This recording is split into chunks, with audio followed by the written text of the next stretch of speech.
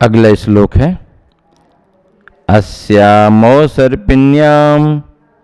वृषभजना प्रथम तीर्थकर्ता भरता अष्टापदगिरिमस्तक गतस्थितो मुक्तिमाप पापान् मुक्तः। अस्याम अवसर्पिण्याम, इस अवसर्पिणी में, किसमें? इस अवसर्पिणी में वृषभजिनः, वृषभ भगवान प्रथम तीर्थ करता, प्रथम तीर्थ के कर्ता तथा भरता पालक हुए हैं। अष्टापद गिरि मस्तक गतस्थिता, अष्टापद पर्वत के शिखर पर जाकर स्थित हो पापात मुक्तः, पाप से मुक्त हो मुक्तिम आपो, मुक्ति को प्राप्त हुए। इस श्लोक का भाव क्या है? इस अवसर्पिणी के काल में वृषभ भगवान प्रथम तीर्थ के कर्ता हुए तथा पालक भी हुए, प्रजापाल बन करके पालक भी हुए। अष्टापद गिरि मस्तक गतस्थित, अष्टापद पर्वत के शिखर पर जाकर स्थित हो पाप से मुक्त हो मुक्ति को प्राप्त हुए। ऋषभ देव की बात है। अवसर्पिणी काल का संदर्भ लिया। ये जो काल चल रहा है, जिस काल में 24 तीर्थंकर हो चुके हैं और शेष काल चल रहा है 5वां, ये सब अवसर्पिणी काल चल रहा है। अवसर्पिणी का अर्थ क्या होता है? जिस काल में शरीर की ऊंचाई घटती जाए, उम्र यानी आयु घटती जाए, शरीर का बल घटता जाए, खाद्य पदार्थों की जो शक्तियां हैं वो घटती जाएं, इसका नाम अवसर्पिणी है। अवसर्पणशीला इति अवसर्पिणी, घट रहा है, सब कुछ घट रहा है, घटता जा रहा है। तो ऐसे इस अवसर्पिणी के काल में इस धरती पर प्रथम कौन हुए तीर्थंकर के रूप में? आदिनाथ। प्रथम तीर्थकर्ता आदिनाथ हुए। क्रम क्रमशः सभी तीर्थंकर हुए, पर प्रथम आदिनाथ भगवान की बात हुई। प्रथम तीर्थंकर आदिनाथ भगवान कहाँ से मुक्त हुए? अष्टापद गिरि मस्तक गतस्थिता, अष्टापद से मोक्ष को प्राप्त हुए। अष्टापद यानी कैलाश पर्वत, अष्टापद को कैलाश गिरि भी कहा जाता है। अष्टापद, तो ऐसे अष्टापद पर्वत से आदिनाथ भगवान मुक्ति को प्राप्त हुए, तीर्थ के कर्ता भी हुए और भरता यानी पालनहारे पालक भी हुए। पालक कब हुए? जब वह राजा थे, राज्य की व्यवस्थाएं संभाल रहे थे, तब वो प्रजापाल भी थे, प्रजा के पालक भी थे। प्रजा के पालक कैसे बने वो? उन्होंने ही तो उपदेश दिया, कृषि करो, कृषि करो, कृषि करो। आजीविका के उपायों को बताया। कल्प वृक्ष समाप्त हो गए, त्राहिमाम त्राहिमाम, रक्षा करो, रक्षा करो, खाने को कुछ नहीं मिल रहा है, बचाओ बचाओ। अच्छा कोई बात नहीं, कल्प वृक्ष समाप्त हो गया, मेहनत करना पड़ेगी। तो क्या मेहनत करूं, कैसे पेट भरूं? तो 6 कर्मों की व्यवस्था बतलाई। 6 कर्म, आजीविका के 6 कर्म, 6 उपाय बतलाए। असी, मसी, कृषि, वाणिज्य, विद्या और शिल्प। असी, तलवार चला करके तुम अनुशासन की व्यवस्था बनाओ, क्षत्रिय का धर्म पालो, असी कर्म हो गया। मसी, स्याही, लिपिक बनो, आय व्यय का लेखा जोखा रखो, मुनिमगिरी का काम करो, लेखन करो, मसी कर्म हो गया। असी मसी कृषि, खेती करो, जमीन को सम करो, उपजाऊ बनाओ, इस खेत में, इस जमीन में उगाओ, फसल निकलेगी। कृषि, असी मसी कृषि। वाणिज्य, व्यापार, व्यापार में खरीदना भी होता है, बेचना भी होता है। क्रय और विक्रय दोनों व्यापार में सम्मिलित होते हैं। ये वाणिज्य व्यापार है। बेचो भी, खरीदो भी, खरीदो भी, बेचो भी। असी मसी कृषि। वाणिज्य, विद्या,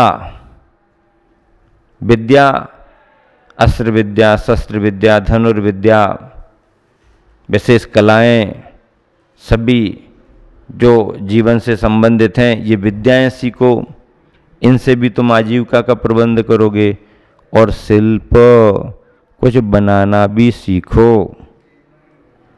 मकान बनाओ, घड़े बनाओ, बर्तन बनाओ, ये करो, वो करो, ये सब शिल्प है। इस तरह से इन 6 कर्मों को करके आजीविका का प्रबंध युग पुरुष आदिनाथ ने बतलाया,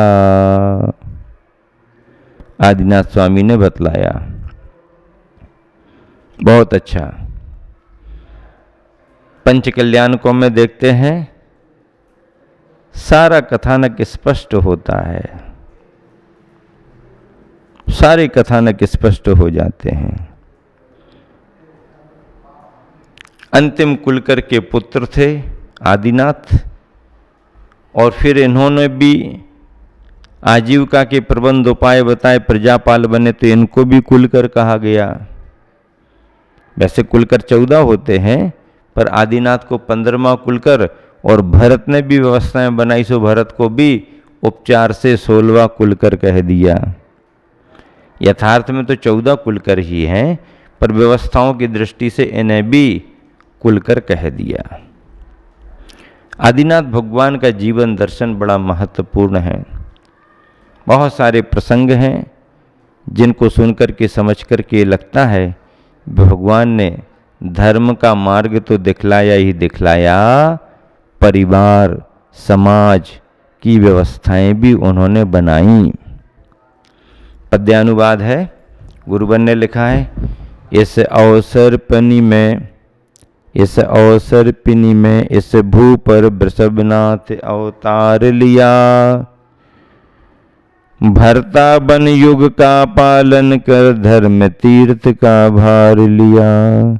अंत अंत में अष्टापद पर तप का उपसंहार किया। अंत अंत में अष्टापद पर तप का उपसंहार किया। पाप मुक्त हो मुक्ति संपदा प्राप्त किया उपहार जिया। पाप मुक्त हो मुक्ति संपदा प्राप्त किया उपहार जिया। इस अवसर्पणी में इस भू पर वृषभनाथ अवतार लिया। अवतार लिया मतलब जन्म लिया। भगवान के रूप में जन्म नहीं लिया, भगवान बनने की योग्यता रखते हुए जन्म लिया। हमारे यहाँ भगवान के रूप में अवतार नहीं होता, जन्म नहीं होता। ऐसा पुण्य लेकर के आते हैं भव भवांतर का, तपस्चरण का, कि वो इस भव से भगवान बनते हैं। भगवान बनने की ये व्यवस्था है। तो इस अवसर्पिणी में इस भू पर वृषभनाथ अवतार लिया। भरता बन युग का पालन कर धर्म तीर्थ का भार लिया। प्रजापाल भी बने, और आगे जब बड़े मोक्ष मार्ग पर तो धर्म तीर्थ का प्रवर्तन भी किया। क्या किया? धर्म तीर्थ का प्रवर्तन भी किया। अंत अंत में अष्टापद पर तप का उपसंहार किया, और अपने आयु के अंत अंत में तप का उपसंहार किया। अंतिम तप ध्यान तप, और ध्यान में शुक्ल ध्यान, अंतिम शुक्ल ध्यान से कर्मों का नाश करके मोक्ष को प्राप्त किया। अंत अंत में 84 लाख वर्ष पूर्व की आयु थी आदिनाथ की। कितनी आयु थी? 84 लाख वर्ष। सुनो सभी जन ध्यान से, आदिनाथ भगवान की आयु 84 लाख वर्ष पूर्व की थी।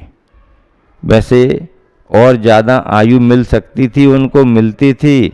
उस समय उत्कृष्ट आयु एक पूर्व कोटि वर्ष की थी, लेकिन आदिनाथ को पूरी नहीं मिली, भरत को भी नहीं मिली, बाहुबली को भी नहीं मिली। 84 लाख वर्ष पूर्व की मिली। और ध्यान दो, सुनो, 84 लाख वर्ष पूर्व की आयु में 83 लाख वर्ष पूर्व तक तो आदिनाथ राजा बनकर के, प्रजापाल बनकर के अपने राज्य में ही रहे। 84 वर्ष की किसी की उम्र हो और 83 वर्ष तक वो घर में रहे, तो आखिरी एक वर्ष में क्या करेंगे? लेकिन फिर भी 83 लाख वर्ष बीत जाने के बाद भी अंतिम उसमें आदिनाथ ने दीक्षा लेकर के 1000 वर्ष तक तप किया। कितने वर्ष तक? 1000 वर्ष तक। तो तप करते रहे ऐसा नहीं, आहार विहार होता रहा, आहार विहार होता रहा, आहार विहार होता रहा, ध्यान करते रहे, विहार करते रहे, आहार को भी उठे। ऐसा 1000 वर्ष का समय निकल गया। धर्म का उपदेश हुआ, मोक्ष मार्ग की प्रवृत्ति आगे बढ़ी, सभी ने दीक्षाएं ली, केवल ज्ञान प्राप्त किए, मोक्ष का रास्ता खुलने लगा। भगवान के पहले पहले भी मोक्ष हो गए और भगवान के बाद बाद भी मोक्ष हुआ। मोक्ष का मार्ग खुल गया। समो शरण में जाकर के सब भगवान की पूजा करने लगे, सब होने लगा। आदिनाथ ने जब तक दीक्षा नहीं ली, कोई मुनि महाराज जी नहीं मिले। और दीक्षा लेने के बाद भी मुनि धर्म की जानकारी नहीं रही। जब केवल ज्ञान हुआ, भरत चक्रवर्ती ने जाकर के पूजा की, बाहुबली, ब्राह्मी सुंदरी सभी गए।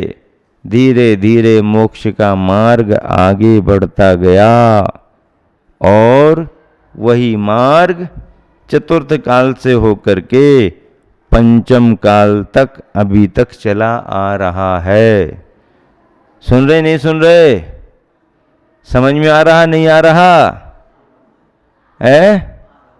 आ तो रहो है, सुन तो रही हो, सिर तो हिला दो। आचार्य से भी पूछते हैं कि समझ में आ रहे नहीं आ रहे, सुन तो लो। समझ में आ रहा? हाओ तो कह दो, हाओ। क्या कह दो? हाओ। हाँ, जो भी सुनने में आता है, ध्यान दो तो वो समझ में भी आने लगता है। हाँ, ऐसा है। आदिनाथ भगवान का संदर्भ चल रहा है। आदिनाथ भगवान, ऋषभनाथ भगवान, वृषभनाथ भगवान, तीनों नाम थे। जन्म कहाँ हुआ था आदिनाथ भगवान का? बताओ जल्दी। है? अयोध्या में जन्म हुआ था। आदिनाथ का जन्म कहाँ हुआ था? अयोध्या में। माता पिता का नाम क्या था? नाभिराय, मरुदेवी के नंदन।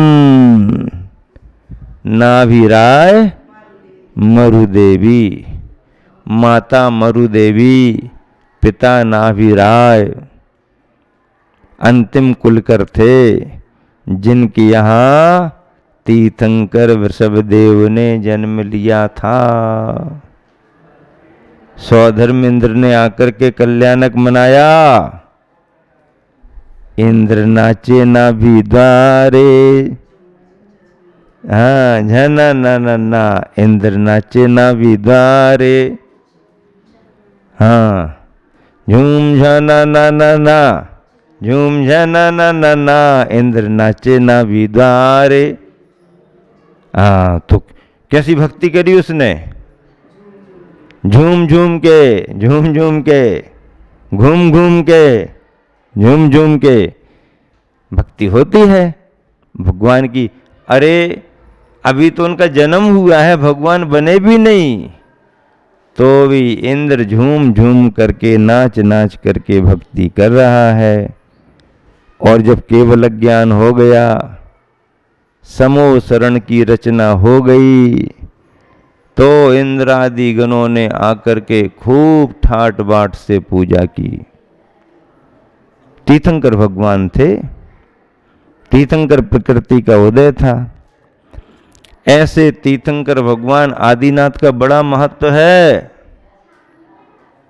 जैनेतर ग्रंथों में भी आदिनाथ भगवान का उल्लेख है, भागवत में उल्लेख है। ऐसे आदिनाथ भगवान अष्टापद कैलाश पर्वत से मोक्ष को पधारे। कौन सी तिथि में मोक्ष हुआ भगवान का?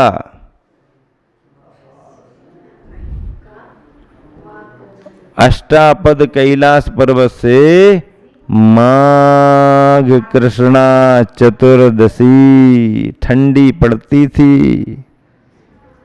माघ के महीने में कृष्ण के पक्ष में चतुर्दशी की तिथि में ठंडे प्रदेश में गए और ठंडे महीने में गए। 14 दिन तक योग निरोध किया, अंतिम ध्यान किया समोसरण छोड़ करके 14 दिन तक। भरत चक्रवर्ती भी सब कुछ छोड़ करके 14 दिन वहीं रहा, पूजा करता रहा। और जब भगवान को निर्वाण प्राप्त हो गया, तो इंद्र के साथ भरत चक्रवर्ती ने निर्वाण कल्याणक की पूजा की, ठाट बाट से पूजा की, ऐसा वर्णन आया है। इस तरह गुरुवर आचार्य ने जो पंक्तियां लिखी पुनः एक बार दोहराते हैं। इस अवसरपनी में इस भूपर वृषभनाथ अवतार लिए, भरता वन युग का पालन कर धर्म तीर्थ का भार लिया। अंत अंत में अष्टापद पर तप का उपसंहार किया, अंत अंत में अष्टापद पर तप का उपसंहार किया। पाप मुक्त हो मुक्ति संपदा प्राप्त किया, उपहार जिया।